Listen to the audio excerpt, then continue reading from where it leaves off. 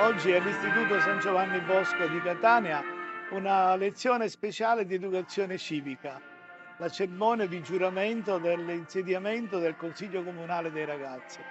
È già la quarta o la quinta edizione di questo progetto che ha reso nella scuola la cultura della democrazia e della partecipazione non solo parole, ma fatti concreti. Il Consiglio Comunale progetta proposte, idee di rinnovamento, di miglioramento della scuola, perché viene considerata come una piccola città.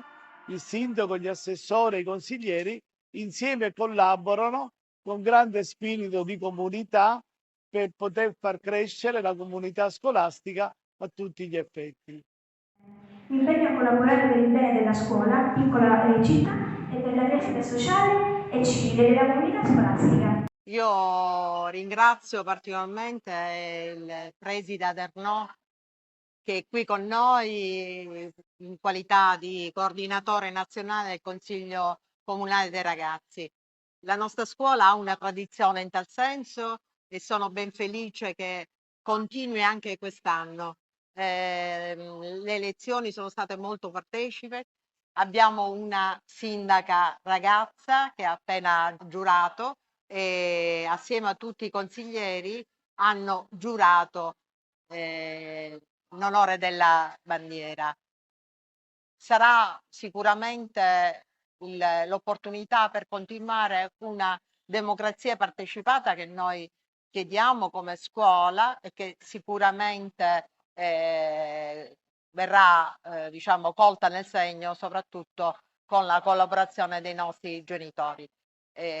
Sicuramente i nostri ragazzi saranno impegnati e saranno anche ascoltati con le loro proposte, ma avranno anche l'opportunità di conoscere anche altri soggetti istituzionali, altri enti, il comune, la provincia, il governo rappresentato dalla prefettura. Il preside Adernò ha già in questo evento preannunciato gli impegni di questi ragazzi che sicuramente porteranno avanti il nome dell'Istituto Comprensivo Bosco, che è una bella realtà di questo territorio e che certamente saranno veicolo per un miglioramento continuo, per migliorare anche la nostra scuola attraverso i loro consigli o le loro proposte.